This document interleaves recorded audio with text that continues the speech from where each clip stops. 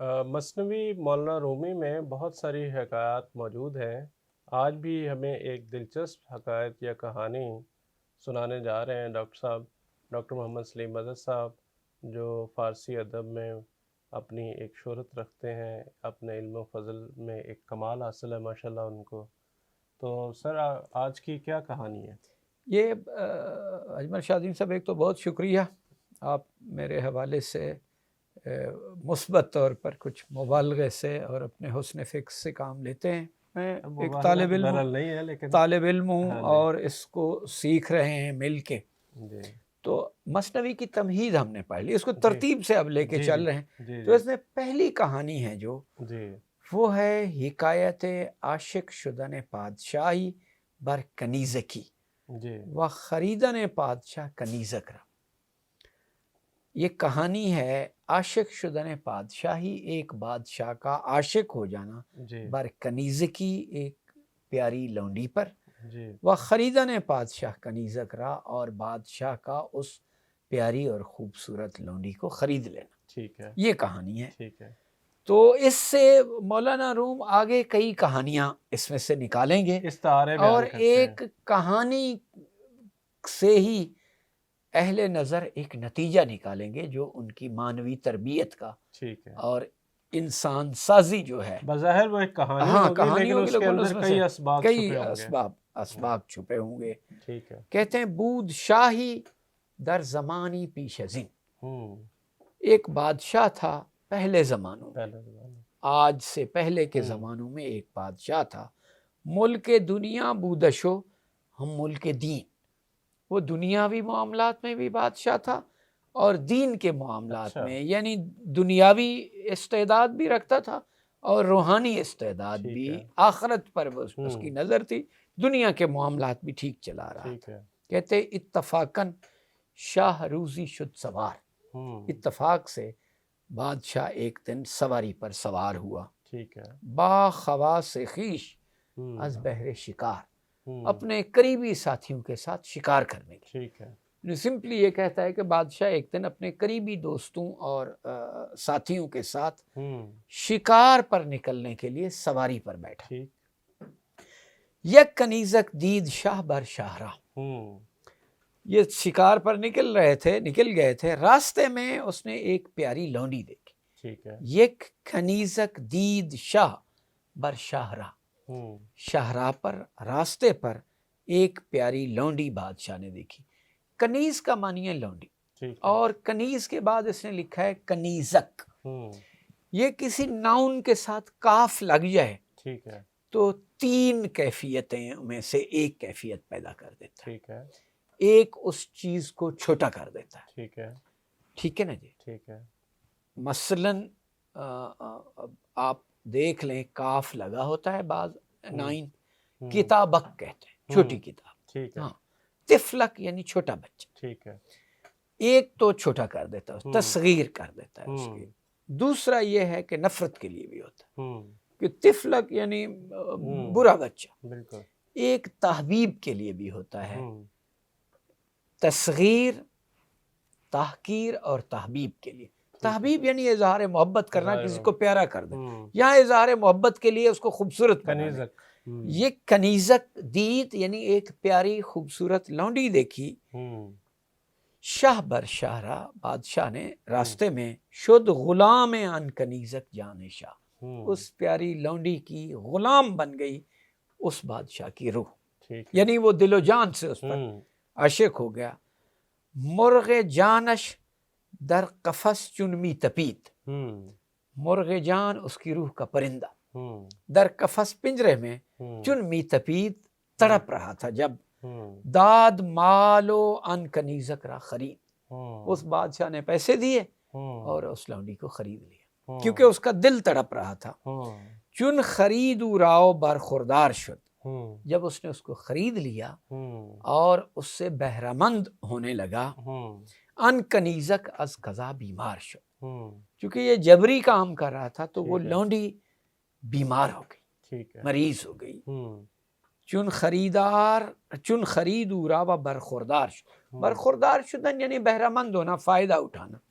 جب اس نے اس کو خریدا اور برخوردار ہوا، اس سے بہرہ مند ہوا، تو ان کنیزک وہ لونڈی از قضا اللہ کے حکم سے، تقدیر سے بیمار شد، بیمار ہو گئی. ٹھیک ہے.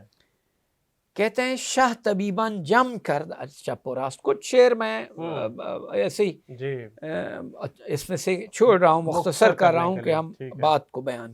شاہ طبیبان جم کرد از چپ و راست. ٹھیک ہے. چونکہ وہ پیاری لونڈی جس پر بادشاہ عاشق ہو چکا تھا، اس کے معالجے کے لیے بادشاہ نے طبیب ڈاکٹرز اکٹھے کیے. از چپ و راست، بائیں اور دائیں طرف سے. اب میں نے پہلی اس میں بتایا کہ جب دو متضاد چیزیں آ جائیں تو کل پر دلالت کرتی ہیں ادب میں، کہ بائیں دائیں سے یعنی ہر طرف سے. شاہ طبیبان جم کرد از چپ و راست، کہ بادشاہ نے دائیں بائیں سے یعنی ہر طرف سے، دنیا سے ماہر طبیب اور حاذق طبیب اکٹھے کیے. گفت جانے ہر دو در دست شماست. اور اس نے ان طبیبوں کو یہ انسٹرکشن دی کہ ہم دونوں کی زندگیاں روح آپ ڈاکٹروں کے ہاتھوں میں. وہ ٹھیک ہو جائے گی تو میں بھی ٹھیک ہو جاؤں گا، ورنہ ہم دونوں ٹھیک نہیں. پچھلے مصرے میں بڑا کمال کا تھا کہ وہ لونڈی تھی اور بادشاہ کا دل اس کا غلام ہو گیا. جی ایک خوبصورت، یعنی فنی طور پر بھی بہت ہی خوبصورت شعر ہے نا جی. ہاں آگے کہتے ہیں ہر کے درمان کرد مر جانے مرا. جس کسی نے اس میری زندگی کا علاج کر دیا، جانے مرا. برد گنج و در و مرجان مرا. میں اس کو خزانے وہ لے جائے گا، برد وہ لے جائے گا، گنج خزانے، در موتی و مرجان اور مرجان مرا میرے. یعنی جس کسی نے اسے مالا مال کر دیا، جس کسی نے اس کا علاج کر دیا تو وہ خزانوں سے مالا مال ہو گیا، اسے میں ہر قسم کا خزانہ عطا کر دوں گا. ٹھیک ہے. آگے کہتا ہے ہر جملے گفتندش کے جان بازی کنیم. جملے یعنی سبھی ان طبیبوں نے، ڈاکٹروں نے کہا کہ جان بازی کنیم، کہ ہم جان لڑا دیں گے. ٹھیک ہے. کیونکہ بادشاہ نے ان کو جو انسٹرکشن دی ہے کہ اس کا علاج کر دیں، جو مانگیں گے وہ مل جائے گا، سارے خزانے میں لٹا دوں گا، آپ کو دے دوں گا، بس اس کا علاج کر دیں. اس پر ان جملے گفتندش سارے ڈاکٹروں نے اس سے کہا کہ جان بازی کنیم، ہم جان لڑا دیں گے. فہم گرداریم و انبازی کنیم، ہم اپنی ذہن کٹھے کر لیں گے، ہم اپنی تمام تر ذہانتوں سے کام لیں گے اور سوچیں گے اس پر مل کر. ٹھیک ہے.